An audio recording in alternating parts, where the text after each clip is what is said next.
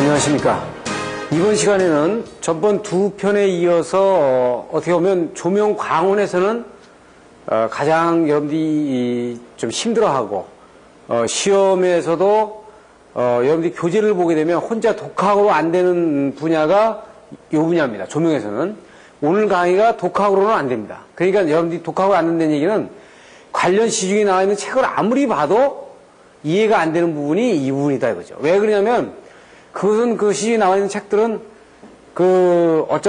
어차피 기초적인 것들을 아주 물속에 들어가는 부분들은 생략을 해놓고 결과에 대해서만 얘기를 하고 있기 때문에 이 부분을 이해한다는 자체는 불가능합니다. 책 가지고. 그래서 그 조명에 대한 책까지만 이해 안 되는 건 불가능하다는 거예요. 그러니까 여러분들이 만약에 그걸 원칙적으로 완벽하게 이해를 하려면은 물속이라든지 고전압에 관련되는 책들을 다 보시고서 그 조명을 봐야 되거든요. 그런데 앞에서 기체방진에서 제가 했잖아요. 그러니까 그 부분을 반드시 여러 번 보시라고 했어요, 제가. 여러 번 보시라고 했기 때문에 여러 번 보고 강의가 될 수 있도록 이렇게 해야 된단 말이에요. 자, 우리가 여기서 이제 해줘야 될 게 뭐냐면은 그 인공광원에서는 이제 우리가 크게 여러 개로 나눌 수 있는데 두 개로 나누잖아요. 그래서 전번 시간에 했던 그 연속 방사에 의한 이게 그 백열전구.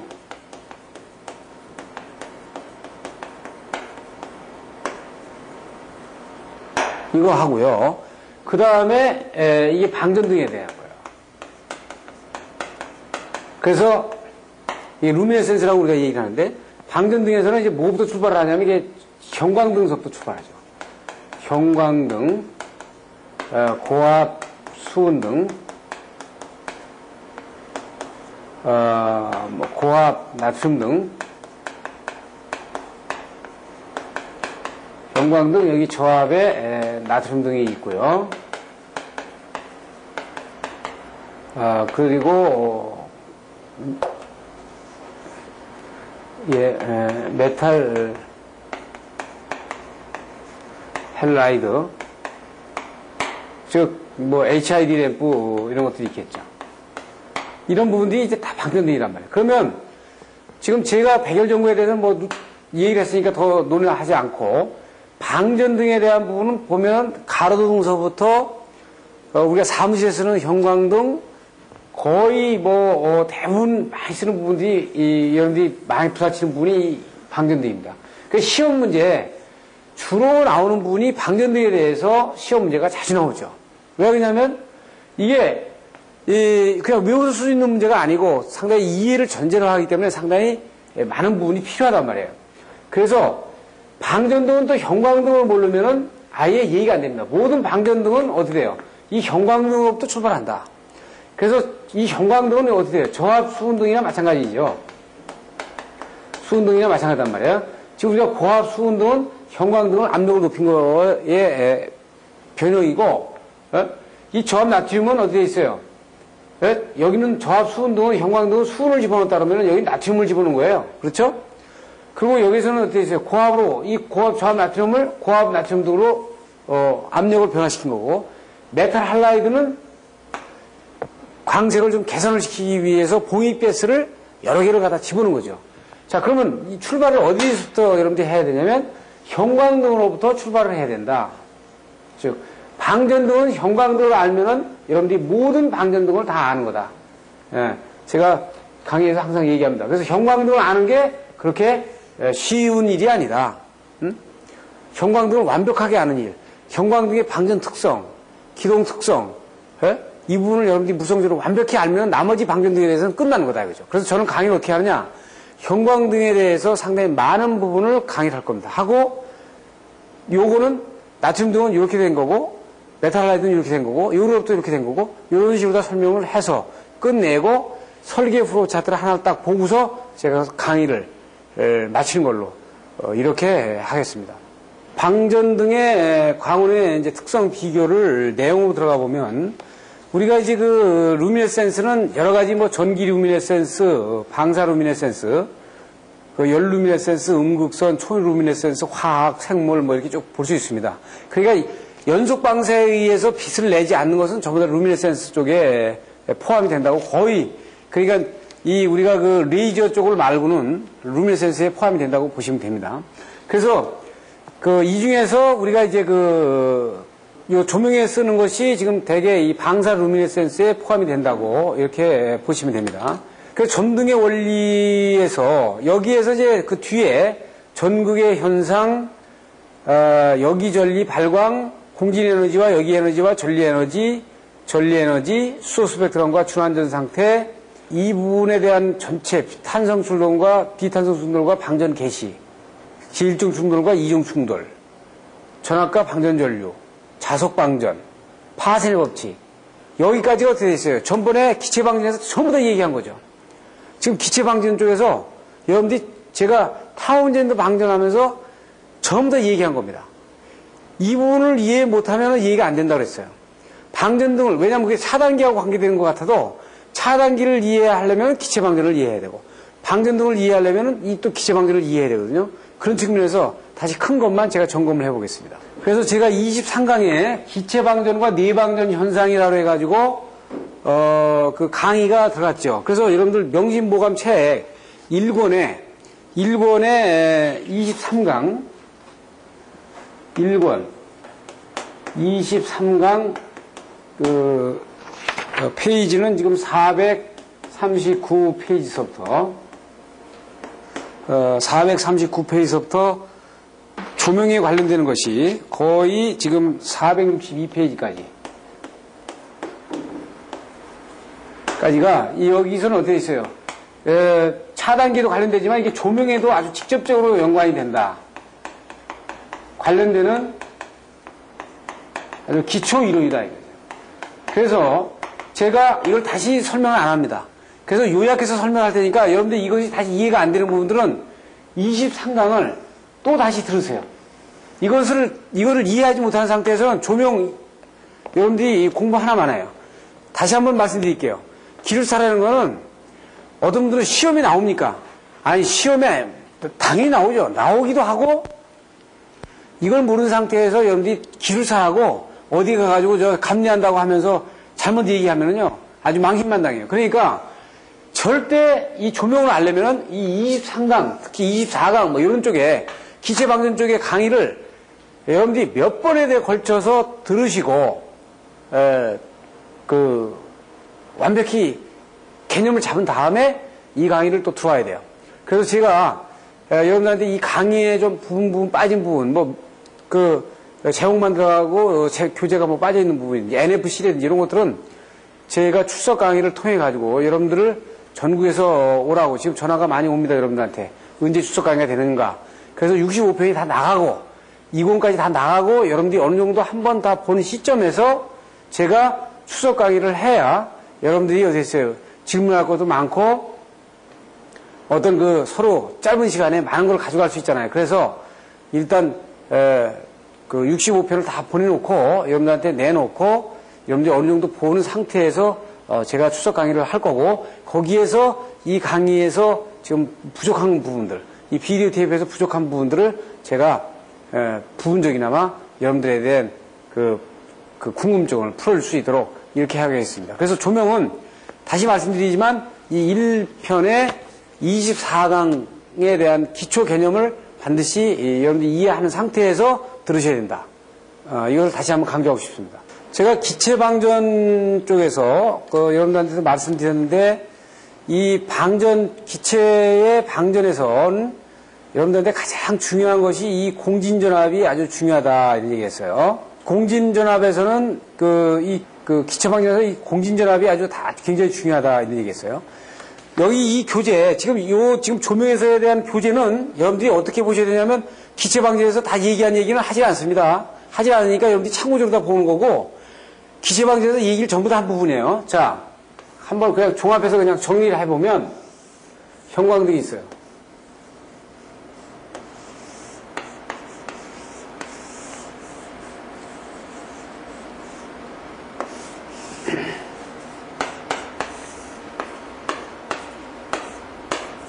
자, 보시면 형광등 스위치를 넣게 되면 지금 여기에는 어떻게 있어요? 지금 스위치를 넣기 전에는 여기 임페단스가 거의 무한대입니다. 무한대니까 전류가 통할 수가 없죠, 일로. 전자가 이동을 못해. 지금 그 안에서는 수은 원자들이 이렇게 돌아다니죠, 이렇게. 예? 수은 원자들이 이렇게 돌아다니지만 여기는 어떻게 있어요? 전자들이 튀어나올 그 어떤 확률이 없기 때문에 지금 전자가 이동을 못합니다. 그래서 전류를 딱 집어넣게 되면 여기 안전기에는 E는 L, dt의 di만큼의 전압이 유기가 되겠죠.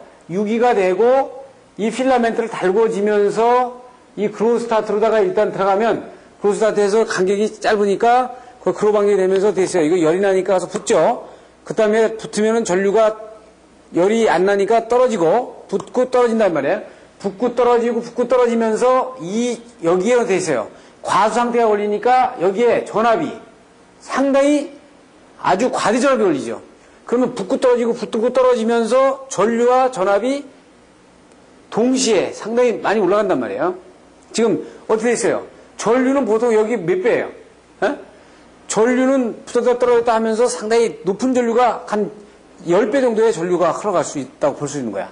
그러면서 어떻게 됐어요? 그러면서 전압은 또 여기 콘서베이션이 되죠. 그러면 이 전류가 필라멘트를 통과하면서 이 필라멘트를 달군단 말이에요. 그렇죠? 양쪽을 달궈줘요. 달궈주면 여기에서 어떻게 있어요? 이게 플러스, 마이너스로 제가 그 기체방정에서 얘기했죠. 이거 뭐 마이너스 플러스도 좋아요. 마이너스 플러스도 좋아요. 그러니까 직류다 해가지고 우리가 봤죠. 그럼 봤으면 어떻게 있어요? 여기 전기가 걸리고 전류가 흐르니까 필라멘트가 달궈지면서 전자가 튀어나간다 그랬어. 여기 튀어나갑니다. 네? 전자가 튀어나가면 이 전자는 굉장히 가볍기 때문에 플러스의 전기를 향해서 거의 빛의 속도의 2분의 1 속도로다가 엄청난 빠른 속도로다가 달려간단 말이에요. 전자가. 가면서 여기 어떻게 있어요? 수은 원자들한테 부딪히기 때문에 이쪽에 집중적으로 뭐가 발생이 된다고 그랬어요? 여기에 양이온이 발생이 된다고 그랬어요. 양이온이 발생이 되죠. 그래서 양이온이 발생이 되기 때문에 여기 음극강화가 이렇게 생긴다. 이런 얘기 했습니다. 그러면 양이온이 발생이 되고 이것이 전자가 나오려면 필라멘트에 어떻게 된다 그랬어요? 필라멘트를 이중 구조로 해가지고 쌍극자를 만들어야 되죠. 그래서 여기다 어떻게 돼요? 방출 물질을 이렇게 발라주면 전자 방출 물질을 발라주면 이게 마이너스로 대전됐을 때 플러스와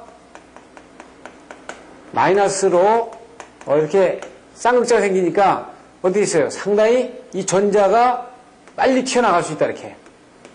그래서 이 형광등이 수명이 다 되면 이 필라멘트 옆에 전자가 튀어나오는 것들이 붙어가지고 새카맣게 흑화 현상이 일어나는 겁니다. 그럼 이게 플러스 마이너스 교대로 또 60사이클 동안 돌아가잖아요. 그러니까 조금 이따 또 이쪽에서 또 그런 발생이 생기죠. 에?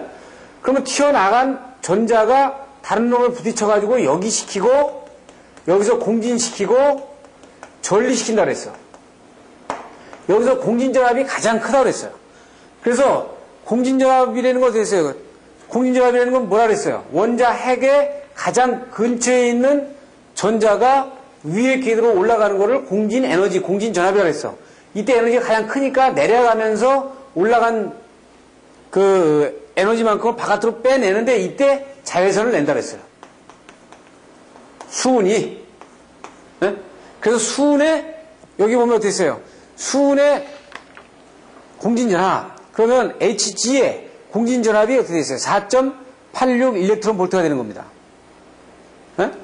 자, 그러면 이것이 자외선이 이 형광물질을 때리면 여기에다가 형광물질을 발라가지고 이거를 가시광선으로다가 화해 주는 것이 뭐라 그랬어요? 형광등이다. 그럼 여기서 우리가 알려면은 어떤 걸 알아야 된다 그랬어요? 어? 반드시 여기서 알아야 되는 건 뭐예요? 양이온. 어? 그 다음에 여기 공진, 전리 이걸 알아야 된다 그랬죠? 저 이거 다 설명을 했죠? 자, 그러니까 어떻게 있어요? 여기에서 이제 그렇게 해서 이게 왔다 갔다 하니까 전자가 왔다 갔다 하면서 이 안에를 여기 시키고 공시키고 전리시켜가지고 어떻게 있어요? 이 임피던스가 거의 나중에는 임피던스가 거의 이 안에서는 제로가 되는 겁니다. 제로가 되니까 이 안에서는 전혀 임피던스가 없죠. 그러면 이게 쇼트가 돼버리니까 그때는 이때 여기에 걸리는 임피던스 GL이 딱 걸어주는 거예요. 그래서 이것이 우리가 방전이 딱 되는 조건입니다. 그래서 이 안에서 어떤 현상이 난다 했어요. 탄성 충돌과 이 비탄성 충돌이 일어나는데, 탄성 충돌은 처음에 점등할 때 일어나고 비탄성 충돌은 어떻게 있어요? 점등한 후에 거의 다 비탄성 충돌이 일어난다 그랬다. 그러니까 상식적으로 생각해봐요. 여기 수은 하나의 전자만 들어가 있기 때문에, 수은의 원자만 들어가 있기 때문에 수은의 공진 에너지가, 수은이 가지고 있는 공진 에너지에 의한 자외선만 나왔잖아요. 그럼 만약에 여기다가 색깔을 좀 여러 개 내려면 어떻게 할까요? 여러분들 표 8에서 보는 것처럼 뭐 여기다가 네온이라든지 뭐 다른 이런 나트륨이라든지 이런 거 만약에 갖다 여기다 집어넣었다 그러면은 여기 공진 에너지 다르지 않습니까? 이 공진 전압이 다르니까 공진 전압이 다른 거에 따른 파장이 나오겠죠. 그래서 형광등은 모든 그 기초 방전의 기체 방전의 어떻게 보면 총합체다 이런 얘기를 한 겁니다. 그러니까 우리가 여기다가 형광물질을 발라주는 거는 형광물질이 다 되면은 어디 있어요? 나중에 형광등이 다 되면 붉은수름해지고 형광등이 안 켜지는 이유는 이거 전자가 튀어나가면서 형광물질을 밀고 나갔기 때문에 이 필라멘트에 형광물질이 발라져 있지 않다 이거예요. 그러면 어떻게 했어요? 쌍극자에 의해서 전기가 바로 앞에 와 있지 않기 때문에 전자가 튀어나갈 수가 없는 겁니다. 그러니까 전자가 튀어나가는 건 뭐라 그랬어요? 전자가 튀어나가는 거는 열전자 방출과 전기전자 방출, 충돌에 의해서 이렇게 되는데 이거 두 개가 다 이루어졌을 때 이게 전자 방출이 되도록 이렇게 형광등은 만들어져 있거든요. 응? 그래서 형광등 이 부분을 이해하는 것이 다른 방전등의 전 과정을 다 이해하는 거나 마찬가지다. 그럼 뭐예요? 여기다 압력을 높이면 이게 고압수은등이 되는 겁니다. 이 형광등은 저압수은등이기 때문에 압력이 마이너스로 가 있어. 그렇기 때문에 뭐예요? 상당히 수은 원자들이 뜨문뜨문 되어 있는 거고, 고압수은등은 어떻게 해요? 굉장히 많이 수은 원자 갖다 집어넣는 거예요. 그러니까 어떻게 해요? 부딪히는 확률이 크겠죠. 옆에 간섭을 많이 받겠죠. 그러니까 밴드 스펙트럼이, 라인 스펙트럼이 밴드 스펙트럼으로 이렇게 벌어지는 겁니다. 그래서 전등의 원리는 방전의 발생과 유지는 자유전자에서 기인한다. 그래서 전극에서의 음극에서의 전자 방출, 열전자 방출과 전기전자 방출, 이 부분 다 얘기를 지금 우리가 한 겁니다. 여기 전리 발광, 이것도 설명을 다 했죠. 원자로부터의 방사와 흡수, 이것도 기체 방지에서 다 얘기를 다 한 겁니다. 이 내용도 다 얘기가 다 돼 있어요. 그리고 공진전압, 여기 전리, 이것도 다 얘기를 다 한 겁니다. 그래서 전리 에너지는 이 식도 가지고 얘기를 했죠. 수소 스펙트럼과 순환전 상태, 이 부분은 어떻게 있어요? 만약에 공진 에너지가 큰 거는 상당히 바깥에 내보내는 에너지가 굉장히 클 겁니다, 이게. 에? 만약에 적은 것들은 죽게 나오겠죠. 그러니까 어떻게 있어요? 이걸 라운드를 이렇게 폈다고 제가 설명을 했어요. 즉, 이 그림은 지금 여러분들 명심보감 401권 443페이지에 가보면은 원자, 수소 원자의 수소 스펙트럼과 뭐 이런 궤도 해가지고 이렇게 그림이 나와 있을 겁니다. 그래서 이걸 반으로 잘라서 궤도를 첫 번째 궤도, 두 번째 궤도, 세 번째 궤도, 네 번째 궤도 이런 식으로 했으면 이거를 이렇게 펼쳐놓은 것이 이 그림이에요. 그래서 이것이 첫 번째 궤도, 첫 번째 궤도, 두 번째 궤도, 세 번째, 네 번째, 다섯 번째 이렇게 돼 있으면 첫 번째 궤도로 내려올 때가 올라갈 때 에너지가 가장 컸기 때문에 가장 에너지가 크게 나오는 겁니다. 이렇게.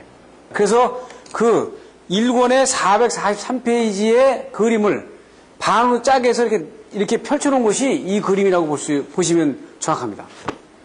그래서 여기서 비탄성 충돌을 얘기했고요. 그래서 방전 개시되는 부분을 우리가 이제 보면 우리가 일정 충돌과 이정 충돌도 앞에 방전 개시에서 다 설명을 드렸습니다. 그러니까 이것이 뭐예요? 이런 현상이 형광등 내에서 일어나는 거예요. 이런 현상이 형광등 내부에서 일어나는 겁니다. 이 부분이 잘 이해가 안 되는 분들은 반드시 23강을 몇 번에 걸쳐서 반드시 반복 강의를 들어야 그죠. 그래서 형광등에서 처음에는 아마 전압을 올리는 만큼 전류가 쭉 증가합니다. 그래서 전류가 증가되는 건 전자가 튀어나온다는 얘기죠. 그래가지고 전자 튀어나오는 것들이 다른 것들을 여기시키고 공진시키는 하고 전류를 증가 못 시켜. 그러니까 이것들은 어떻게 다른데 원자의 전리나 전자를 여기시키는 데다가 이제 이 소모를 다 하는 겁니다. 없어진 게 아니고. 그랬다가 어느 단계가 이상이 돼버리면 여기 이 원자 핵으로부터 바깥에 맨 바깥 궤도 다 전자가 몰려가지고 나중에는 뭐예요? 이 전자들이 한순간에 터져 나오는 거죠. 나오게 되면은 이게 전자 사태로 해가지고 방전이 이거 어떻게 돼요? 전류가 무한대로 흘러버리는 거죠. 그러니까 여기서 그림이 이런 그림들은 잘못된 그림이고 이게 반드시 수직으로 이렇게 올라가야 되는 건데요. 그렇죠? 이게 되면 거의 쇼트 상태가 된 거예요. 그러면 이 상태를 막아주기 위해서는 우리가 안전기가 필요한 거죠. 그러니까 형광등의 안전기는 처음에 기동할 때도 도와주지만 기동 후에도 이 임피던스가 제로로 가가지고 쇼트가 되는 부분을 막아주기 위해서도 이 안전기는 필요한 거거든요.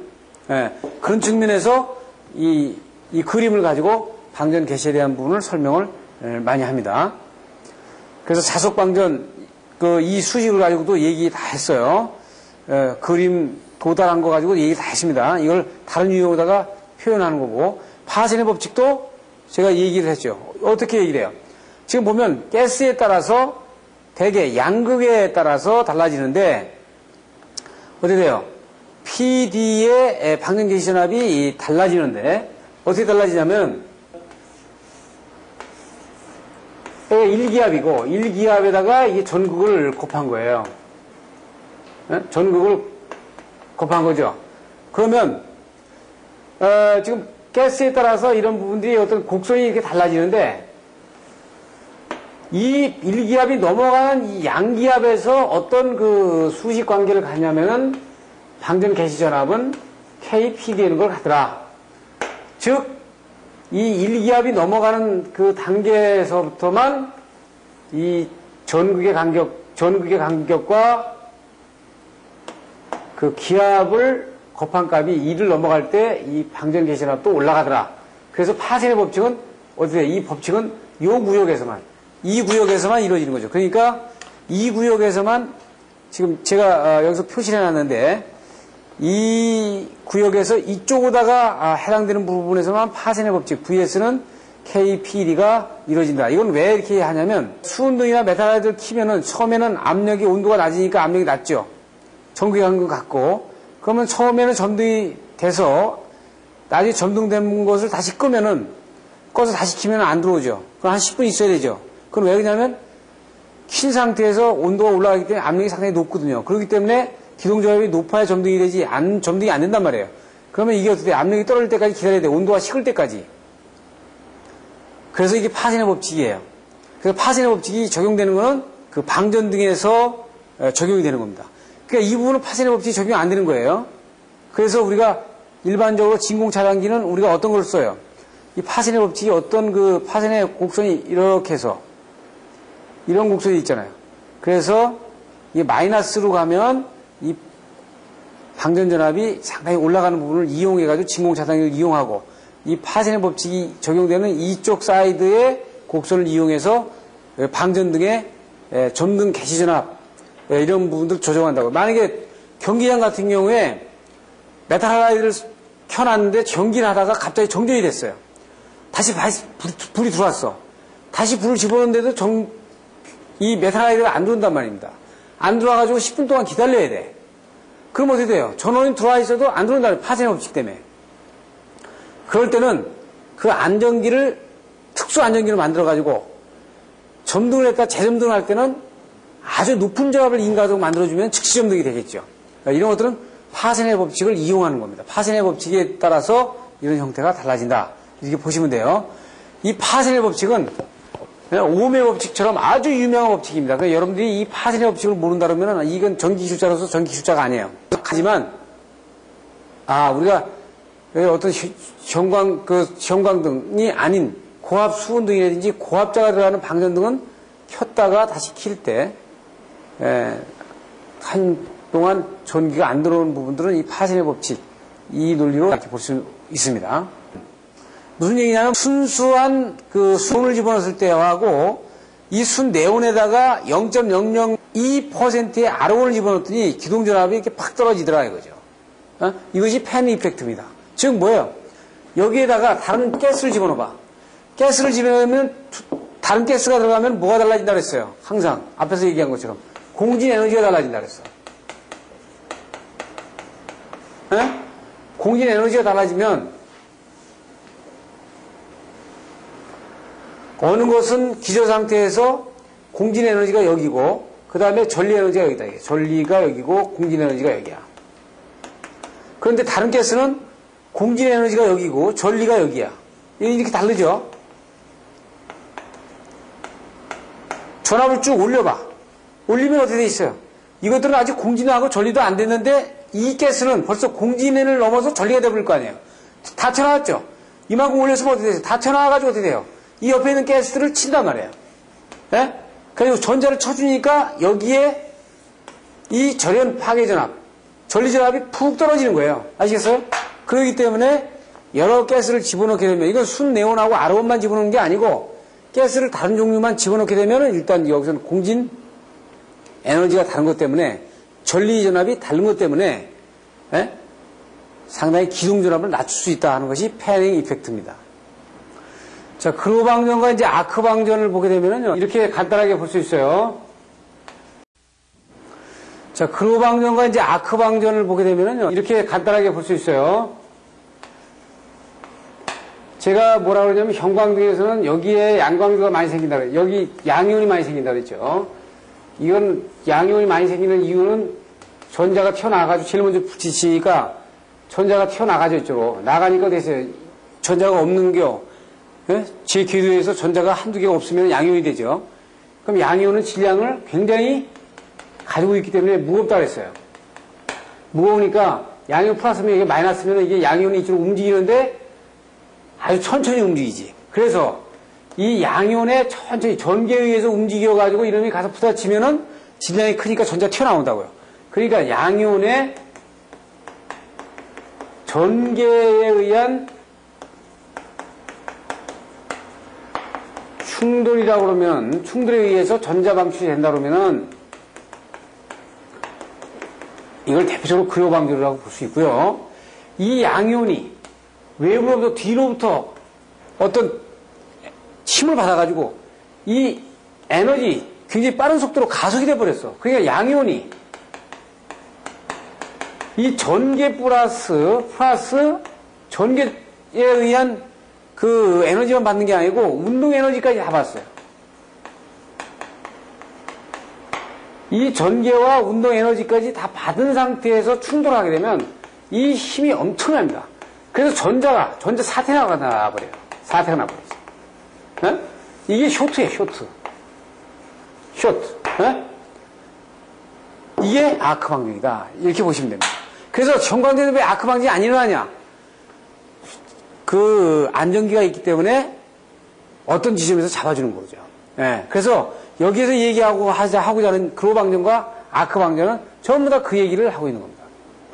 그래서 자석 방전은 이것도 이제 우리가 기체 방전 쪽에서 얘기를 좀 제가 해드렸고, 봉익기체하고 직류전등은 이건 어떻게 볼 수 있냐면은, 자, 이거를 형광등을 직류전등으로 보시자는 얘기야. 이걸. 이게 교류죠.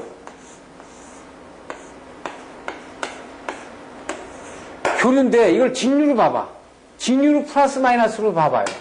그러면 하나 더 딱 보면은 직류 아닙니까? 제가 기체 방전할 때 직류와 플러스 마이너스 하나의 전구로 나눠놓고 설명을 다 했죠. 여러분들 생각 나실는지 안 나실는지 모르겠는데 제가 이 강의를 23강에서 했단 말이에요. 기체 절연 파괴해가지고 이 그림을 가지고 설명했어요. 지금 이 그림을 그대로 형광등에다 적용한 겁니다. 그래서 앞에서 기체 방전 쪽에서 얘기한 직류로 설명한 내용을 형광등에다 그대로 넣어놔 본 것이 지금 이 설명입니다. 그래서 만약에 형광등을 직류 점등했다고 하면 여기서는 뭐냐면 그 패턴을 보려고 하는 거예요. 그러면 점등 초기에는 어떻게 있어요? 전압은 높고 전자가 아직 튀어나오지 않았으니까 전자가 조금씩 나오기 시작하니까 이 형광등 안에서 얘기입니다. 형광등 안에서. 이 안에서의 얘기예요. 이 안에서. 네? 그럼 어떻게 있어요? 여기는 전류가 이렇게 짙게 흐르겠죠? 그런데 이게 여기가 어떻게 있어요? 이때는 임피던스가 요 바깥에 R하고 플러스 형광등 내에 임피던스가 있겠지. 여기 저항으로 표시했습니다만은 원래는 원칙으로 이게 저항으로 표시하는 게 아니고 이거 직류니까 이제 R이고 이제 교류로 하면은 이제 여긴 이게 임피던스가 되겠고, 직류가 되면 여기 R이 되겠죠. 그 R로 칩시다. R로 얘기하면, 여기 R이고, 여기 형광등 안에 전류가 R 다시라고 하면, 여기에 지금 전체 저항은 이런 식이 될 거예요. 그렇죠? 예. 그런데 이것이 여기까지 제로가 돼버린단 말이에요. 이 안에가, 이게 형광등 안에가 없어져 버리죠. 만약에 없어져 버리면 이 R밖에 안 남는단 말이에요. 외부 R밖에 안 남죠. 여기 묶어두는 거죠. 이게 없으면 쇼트가 돼버리는 거지. 그래서 이 내용을 가지고 설명을 우리가 많이 합니다. 그러니까 교류 점등을 하게 되면 어디 돼 있어요? 상이 같을 경우에 지금 전압과 그 전원 전압과 램프의 전압이 같을 경우에 전류의 상이 같을 경우에 A 모습이 나타날 거고 여기에서 어떻게 돼요? 전류와 전원 전압과 램프 전압이 그 이런 형상으로 나타나는 부분이 보이기 때문에 우리가 눈 얼음이라든지 이런 부분들을 볼 수 있는 거예요. 우리가 이제 그 래피드 스타트형 형광등 같은 경우는 지금 양단에 자기 누설 변압기를 그 사용해가지고요. 3.6V 정도를 항상 평상시에 걸어놓는 겁니다. 그러니까 래피드 스타트형은 프로스타트 담화가 없는 대신에 스위치를 누르면 바로 들어오는 얘기는 3.6V를 걸어가지고 여기를 어떻게 있어요? 열을 가해서 필라멘트가 지금 전자를 조금씩 방출하고 있는 거예요. 네? 그렇기 때문에 여러분들이 만약에 달리기를 하면 서서 있는 상태에서 달릴 때는 굉장히 시간이 걸리잖아요. 근데 만약에 조금씩이라도 워밍업을 조금 달리고 있다 그러면 스타트를 할 때 굉장히 빠를 거 아닙니까? 이것이 이 래피드 스타트라고 보시면 돼. 크로 스타트는 그냥 서 있다가 달리기를 시작하는 것이라고 본다 그러면 래피드 스타트형은 계속 조금씩 워밍업을 하고 있다가 달린다고 보시면 된다고요. 그래서 양쪽에 3.6V를 항상 걸어놨다가 점등을 하는 그 방전 개시로 가는 그 방법을 보여주고 있는 겁니다. 그리고 이제 고압 방전 램프로 가보면은 자 고압 수은 램프는 뭐냐? 지금 뭐예요? 증기압을 그 상온의 저압에서 고압으로 상온일 땐 저압이고 정상 상태에 갈 땐 고압이 되거든요. 지금 이것은 수은등을 보여주고 있는데 이 수은등은 뭐예요? 이 바깥에 이 안에 수은이 들어가 있기 때문에 공진저압은 저압 수은등하고 똑같거든요. 그러니까 어떻게 있어요? 빛이 자외선이 나오니까 여기다 발광물질을 안 발라주게 되면 사람들이 자외선에 눈에 노출되죠. 그러니까 안 되기 때문에 발광물질을 발라준다고요. 그럼 이 내부는 어떻게 되어 있느냐? 내부는 이거하고 똑같이 되어 있어요. 지금 이거는 메탈 할라이드 등이고 이 수은등인데 이 안에 수은을 집어넣는 것만 다르지 이게 수은을 집어넣으니까 어떻게 돼요? 공진에너지 자외선을 쏘니까 그냥 나오면 어떻게 자외선이 눈에 들어오겠죠. 그러니까 이거에다가 형광물질을 이렇게 발라준 거예요. 그러니까 형광물질을 발라준 거는 뭐예요? 자외선 때문에 발라준 겁니다. 그렇기 때문에 이 안에 고압 수은등의 내부에는 이거하고 똑같아요. 여기 안에 발광관이 있고 이 발광관 내부에다가 수은을 집어넣은 겁니다. 우리가 고압 방전 램프를 보면 이게 이제 하이 프레셔 디스차지 램프 해가지고 여기에서는 이제 고압 수은등을 포함해가지고 메탈 할라이드, 고압 나트륨 등 이런 부분들입니다. 크세론 램프까지. 왜 크세론 램프도 HID에 포함을 시키냐면은 지금 인공광원에서 그 태양광과 가장 근사하다고 하는 것이 이 크세론 램프입니다. 그래서 이 크세론 램프는 지금 그 시험에도 몇 번 나왔습니다만 여러분들이 그 무대에서 보면은 무대에 가수를 쫓아가지고 뒤에서 이렇게 돌아가는 그 램프가 이 크세론 램프입니다. 그래서 지금 보시는 것처럼 음극과 양극으로 다 되어 있고 이것이 상당히 고압으로 되어 있기 때문에 아주 압력이 높은 압력으로 되어 있기 때문에 이 보관할 때도 좀 그 관에다가 넣어가지고 보관하게 되어 있거든요. 그래서 여기다가 크세논 가스를 집어넣어가지고 이것이 크세논 가스에 의한 공진전압이 어떻게 있어요? 여기 발광을 할 때 여기서 음극과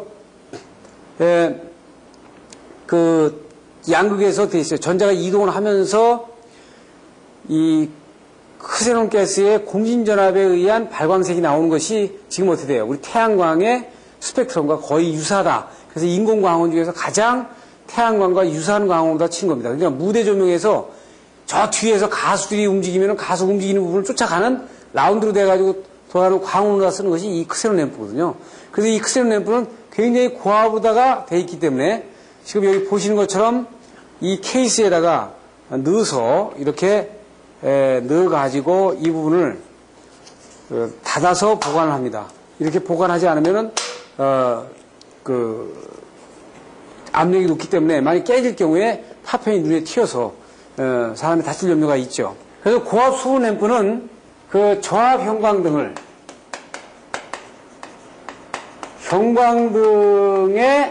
그 수은이 들어가 있는데, 이건 저압 형광등은 저압 수은 형광등이거든요. 이거를 고압 수은 램프로 한 거거든요. 그래서 고압을 하기 위해서 어떻게 있어요? 이 안에 발광관을 넣어가지고 여기다가 압력을 고압을 넣어야 되니까 발광관이 두껍게 만들어야 되겠죠. 예?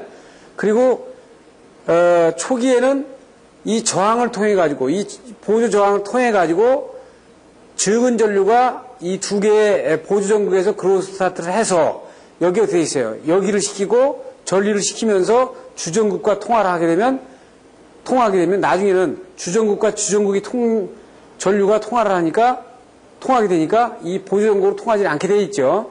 그래서 이거를 온도가 크니까 바깥에 발광관을 바깥에 외관 램프를 쌓아가지고 경광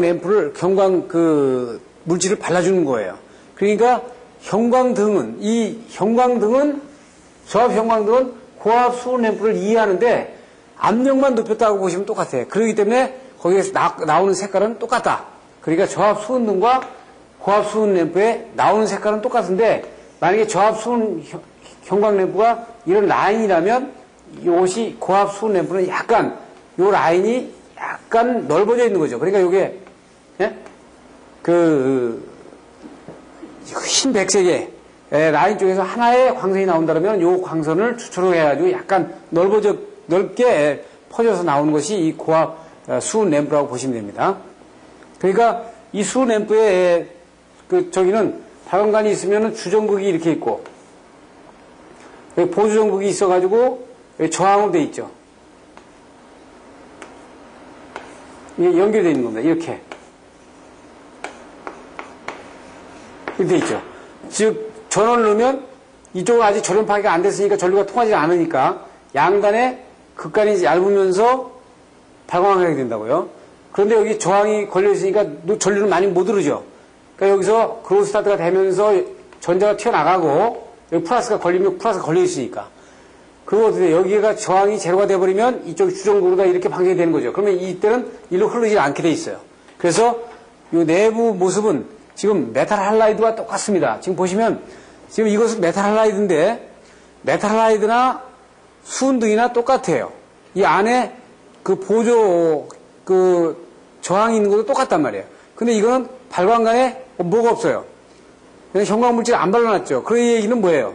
이 안에 메탈 등의 안에 들어가 있는 가스는 공진 에너지가 낮아가지고 자외선을 안 나타낸다 이런 뜻입니다. 그러니까 그냥 눈에 들어와도 가시광선으로 들어오기 때문에 그냥 쓸 수 있다 그 얘기입니다.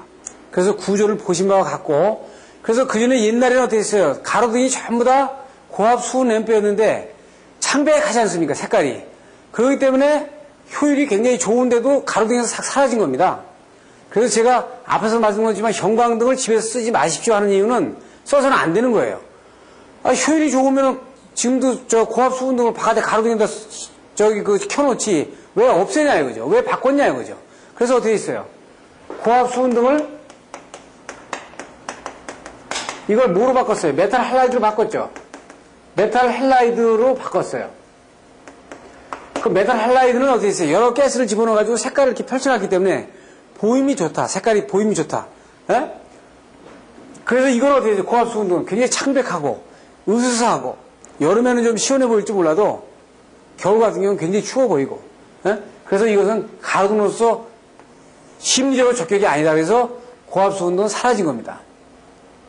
메탈 할라이드가 있는데 메탈 할라이드도 지금 어떻게 있어요? 이걸 바꾸죠. 에? 바꿔. 이걸 뭐로 가느냐? 이걸 고압 나트륨 등이나 저압 나트륨 등으로다가 바꾸는 겁니다. 지금 서울 시내의 모든 가로등을 이리로 바꿔가 나가고 있어요. 에? 그 이유는 아까 말씀드린 대로 앞에 저 시간에서 말씀드린 대로 낮은 조도에서는 사람에게 가장 안정적인 부분을 주는 것은 색온도가 낮은 것이 좋다. 낮은 것이. 이것이 가장 편안함을 느끼기 때문에 일로 바꿔주는 거다. 에? 그럼 뭐예요? 즉 이 가스를 바꿔주는 거, 여기에 수은이 들어간 거, 그 다음에 메탈 금속 물질 집어넣은 거, 여기에 나트륨으로 바꾼 거의 차이지. 용도는 똑같다고요. 그 안에 구조는 똑같은 겁니다. 그러니까 형광등을 이해하고 고압 수은등을 이해하면 나머지 방전등은 다 이해를 해버린 거예요. 예? 그래서 수은 등기압의 전자가스는 뭐예요? 가스 온도보다는 전자 온도가 상당히 높죠. 안에. 예, 이건 당연하겠죠. 수은 램프에 여러 가지 특성이 있는데 여러 가지 특성에 있으면서도 불구하고 이러한 내용이 있으면서도 불구하고 지금 뭐 시간은 12,000시간 예? 이렇게 돼 있으면서도 불구하고 이것이 어떻게 돼 있어요? 색깔이 좋지 않다. 색감이 좋지 않다 하기 때문에 이걸 뭐예요? 이건 가로등으로서는 사용 안 하고 이 수은 램프가 사용되는 거는 어디에 되죠? 골프장이 좋습니다. 골프장. 그런데 골프장에 가보면은 이거 어떻게 돼 있어요? 이 조명으로다가 이렇게 가서 가보면 골프장에다가 메탈 할라이드를 써놨다고요. 메탈 할라이드를. 예? 이 설계를 이렇게 해놨어요. 이게 안 되는 거예요. 이 골프장은 어떻게 있어요? 파란 잔디하고 하얀 볼이 잘 보여야 되니까 이것은 어떻게 돼요? 연색성은 아무 의미가 없어요. 흰 거는 희게 잘 보이고 파란 건 파랗게 잘 보이는 건 뭐예요? 형광등이 더 좋거든요. 수은등이 더 좋은 겁니다. 그러니까 골프장에는 메탈 할라이드를 쓰는 게 아니고 골프장의 야간 조명은 이건 고압 수은등을 써야 돼. 예? 폭포수가 떨어진다든지 이거는 고압 수은등을 쓰는 겁니다. 이거 메탈 할라이드 쓰면 안 되는 거예요. 그런데 대부분이 연습 때는 메탈 할라이드 쓰는데 그렇게 되면 안 되죠. 그러니까 여러분들 형광등 밑에 가 있으면 밤에 보면은 흰 와이셔츠를 입으면 흰 것이 더 희게 보이죠. 예? 그러기 때문에 골프장에서는 어떻게 돼 있어요? 잔디하고 공이 잘 보이면 된다. 더 잘 보이도록 하는 거는 고압 수은등을 써주는 거야. 그러니까 조명을 잘 모르는 사람들이 설계를 하기 때문에 거기다 메탈 할라이드를 쓴단 말이에요. 메탈 할라이드도 고압, 골프장에다가 설계하는 거 아니에요. 예? 그거는 고압 수은등이다. 왜? 파란 것과 흰 것이 더 잘 보이게 하기 위해서. 거기서 연색성 울긋불긋하게 보이는 것이 잘 보이게 하는 거는 의미가 없어요. 그렇죠. 그래서 우리가 이런 부분들을 잘 봐줘야 되는 거고, 이 고압 수은 램프의 분광 분포를 보여주고 있고요. 고압 수은 램프의 방사 에너지 분포를 보여주고 있습니다. 그래서 여기에서는 이제 제가 앞에서 강의한 조명 등에 대한 등기구에 대한 발광 효율과 그 전등 효율을 여러분들이 생각하시면서 보시면은 참고가 될 겁니다. 고압 수은 램프의 이제 시동 특성이 집중적으로 나옵니다. 여기서 왜 고압 수은 램프를 많이 보여주고 있냐면 이 부분을 여러분들이 아시게 되면 나머지 뒤에 메탈 등이라든지 이런 부분들은 그 안에 가스만 바꾼 것이지 거의 특성의 비교가 거의 비슷하다는 얘기예요. 시간이 어느 정도 지나야 한 3분 이상 지나야 거의 그 램프의 입력 전력이나 그 램프의 전력 이런 부분들이 이제 그 안정화가 되고 입력 전류가 좀 떨어지죠. 이제 메탈 할라이드는 고압 수은 램프가 어떻게 있어요? 이게 상당히 그 연색성이 안 좋으니까 여기다가 할로겐 화합물을 봉입해가지고 여기는 나트륨, 탈륨, 인디움, 스칸디움, 토륨, 디스프로디움 등의 할로겐 화합물을 집어넣어가지고 그러면 이 할로겐 화합물은 자외선을 내는 게 아니죠. 그러니까 공기 에너지가 이건 낮구나 이렇게 벌써 볼 수 있는 거예요. 그래서 색깔들이 여러 개 조합되니까 여러 색깔이 나오는 거죠. 여러 색깔이 나오는 거예요. 여러분들 네온등 보세요. 네온샤인, 네온사인. 뭐 노란색, 빨간색, 파란색. 거기 형광물질 안 발라져 있는데 어떻게 돼요? 거기에 색깔이 나오죠. 그것은 뭐예요? 그 색깔을 나타낼 수 있는 공진 에너지를 가진 램프에 그 가스를 갖다 집어넣는 겁니다. 그러니까 그 색깔을 구현하는 거거든요. 그러니까 여러 가지 색깔을 넣기 때문에 이게 어떻게 있어요? 상당히 연색성이 좋아진다. 그러니까 공장 내부 이런 쪽에 최근에는 이제 가로등에 몇 년 전에는 가로등에 많이 수은등에 대치를 썼다가 요새는 이제 다시 또 뒤로 밀려나는 그런 가로등에서는 밀려나는 그런 형국이 있어요. 그 메탈 할라이드의 램프 구조도 뭐 수은등과 대동소이하다. 즉 여기 바깥에 형광물질이 발라졌느냐 안 발라졌느냐의 차이만 있어요. 그러니까 형광물질을 발랐는 건 수은등인데 그럼 메탈등을 어떻게 많이 쓰냐면 자, 이 메탈등을 가지고 연색성을 조정합니다. 즉 만약에 메탈 할라이드 175W짜리 가지고 연색성을 3000K서부터 3500, 4000, 4500, 5000, 5500, 6000 이렇게 만들었다고 칩시다. 그러면 메탈 할라이드 175W짜리에 그 6000K짜리는 상당히 흰백색이 나올 겁니다. 그리고 3000K짜리는 상당히 전구 색깔 같은 색깔이 나올 거예요. 그렇죠? 그러면 조명을 연출할 때 어떻게 하냐면 그 조명 설계를 하게 되면 지금 보시는 것처럼 만약에 어떤 탑을 비추게 되면은 어떻게 있어요? 이게 메탈 할라이드를 탑을 비추는데 그 색온도가 낮으면 이렇게 붉은색을 연출할 수 있고 색온도를 높이면 이렇게 청백색, 녹색 이렇게 나타낼 수 있는 거거든요. 그렇기 때문에 어떻게 있어요? 이것은 뭐예요? 즉 똑같은 메탈 할라이드 용량을 가지고 색온도를 조정하면서 이 색 연출이 가능하다. 그렇기 때문에 색온도가 이렇게 중요한 거고 이 메탈 할라이드의 색깔을 연출할 수 있는 건 안에 발광관에 가스를 바꾸면서 얼마든지 가능하다 이거예요. 그 지금 표에서 보는 것 같이 그 색온도를 집어넣는 여기 그 메탈 할라이드 안에다 집어넣는 첨가물에 따라서 색온도가 이렇게 달라지는 부분을 이렇게 볼 수 있습니다. 그래서 색깔을 마음대로 연출할 수 있는 부분을 보여주고 있는 거예요. 그래서 메탈 할라이드의 램프의 에너지 분포가 설명이 되고 있고 분광 분포 설명하고 있어요. 고압 나트륨이 지금 이제 상당히 많이 이제 그 각광을 받는 램프 중에 하나인데 이 연색성은 상당히 안 좋죠. 그러니까 여기 연색성이 안 좋다는 얘기는 붉은색이 나오니까 그 밑에서 색깔을 보이는 건 안 좋은데 투바율이 좋고 그 밤 야경을 나타내는 데 상당히 좋기 때문에 공항 도로 그다음에 무슨 서울시가지의 그 한강변 도로 이런 부분들이 이제 고압 나트륨 등으로 다 전부 다 바꿔 나가고 있는 겁니다. 그래서 거기에 대한 대표적인 것은 똑같은데 나트륨의 그 증기압에 의해서 그 색깔을 등황색으로다가 가져오는 거죠. 자, 여기서는 이제 뭐가 달라지냐면 그럼 나트륨에 대한 공진 에너지가 어떻게 있어요? 굉장히 낮다고 볼 수 있는 거죠, 벌써. 낮기 때문에 붉은색을 나타내는구나 이렇게 볼 수 있어요. 그래서 그 특성에서 보는 것처럼 색온도가 굉장히 낮지 않습니까? 2000에서 2100K니까 연색성 지수 상당히 나빠요. 그렇죠? 15에서 18. 그러니까 30은 낮은 거죠. 85 이상 되는 게 메탈레가 85 정도 되니까 상당히 높은 거고 이렇게 함에도 불구하고 이분이 상당히 적합하게 조명이 연출되는 거는 야경, 밤의 조명에 아주 적합하다. 그래서 색온도가 낮은 부분이 어두울 때 상당히 적합하다 하기 때문에 지금 고압 나트륨 등을 상당히 선호하는 겁니다. 즉 589.6, 즉 589.6 나노메타를 주축으로 해가지고 옆으로 퍼져나오는 거죠. 그러니까 저압 수은 램프는 589 나노메타만 이렇게 딱 나오는 겁니다. 이렇게 이런 라인 스펙트럼이 나오죠. 이것이 이렇게 펼쳐서 나오는 것이 이게 고압 나트륨이라고 이렇게 볼 수 있는 거예요. 에너지 분포를 볼 수 있고요.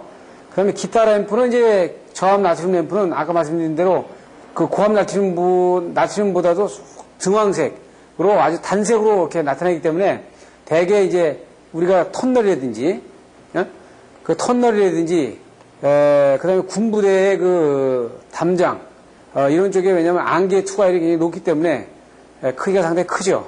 그래서 붉은색 계통의 아주 고유색 단색으로만 나타내는 특징을 보여주고 있는 겁니다. 그래서 에너지 분포하고 여기서 보면 이게 589.6 나노메타의 고유 스펙트럼만 발생을 시키기 때문에 아주 그 상당히 그 등황색만 나타내 주는 거죠. 그리고 이제 크세논 램프는 제가 조금 전에 얘기했습니다. 그래서 지금까지 인공광원 중에서 가장 자연주광과 거의 같은 그 색깔을 내기 때문에 특수한 조명에 대개 연출 조명, 무대 조명에 많이 사용되고 있고 그래서 이것이 어떻게 있어요? 자연주광과 그 단 아크형 똑같은 용으로 다 이렇게 보고 있죠. 이게 단 아크형입니다. 지금 아까 보여준 이것이 크세논 램프에 해당이 되는 겁니다. 그래서 이것은 대개 무대 조명에 사용되는 것이에요. 그리고 이제 각종 광원의 용도가 나옵니다. 그래서 이제 우리가 보면 뭐 저압 나트륨 등, 고압 나트륨 등, 메탈 할라이드, 고연색성 메탈 할라이드, 형광 등, 수온 등 이게 쭉 있잖아요. 자, 보시면 할로겐 백열전구. 이 내용을 우리가 광원을 다 이게 전반적인 걸 검토해 봤어요. 그럼 이 검토한 걸 가지고 우리가 이제 최종 설계를 할 때 어떻게 하느냐. 이걸 잠깐 보자고요. 자, 우리가 이제 조명을 지금까지 앞에서 본 부분을 집중적으로 본 이유는 조명 설계 후로는 이건 어떻게 했어요? 자세하게 하는 건 시간이 많이 걸립니다만 우선 기본적인 걸 보면은 뭐 대상물의 특징을 파악한다. 우리가 뭐 학교다. 그럼 학교의 정성적인 특성은 어떻고 정량적인 특성은 어떠냐? 박물관은 어떠냐? 호텔은 어떠냐? 그리고 광원의 선택을 하고 조명기구를 선택을 하고 조명기구의 간격과 배치를 어쩜 이 레이아웃, 건축적으로 레이아웃을 결정하고 필요도 결정하고 각종 팩터 결정해서 총광속으로 개수를 숫자 낸 다음에 배치를 한단 말이에요. 그 다음에 광속과산도 B로 비교하죠. 이게 되면 끝나는데 제가 이 프로를 설명하려고 하는 것이 아니고 조명 설계라면 보통 사람들은 대개 나머지 사무실은 그냥 형광등, 외곽등은 메탈 할라이드 이런 식으로 다 단순하게 다운라이트 이렇게 해가지고 광원에 대한 걸 아주 쉽게 생각하고 있어요. 그런데 지금 배운 것처럼 이 광원의 선택에서 문턱을 못 넘어가면 뒤에 설계하는 프로는 아무 의미가 없어요. 여러분들 잘 보세요. 설계를 하는데 광원의 선택을 적절하게 하느냐 어떻게 하느냐인데 이 광원의 선택이 어떻게 돼요? 그냥 대충 주먹구구식으로 하는 게 아니다 이거야.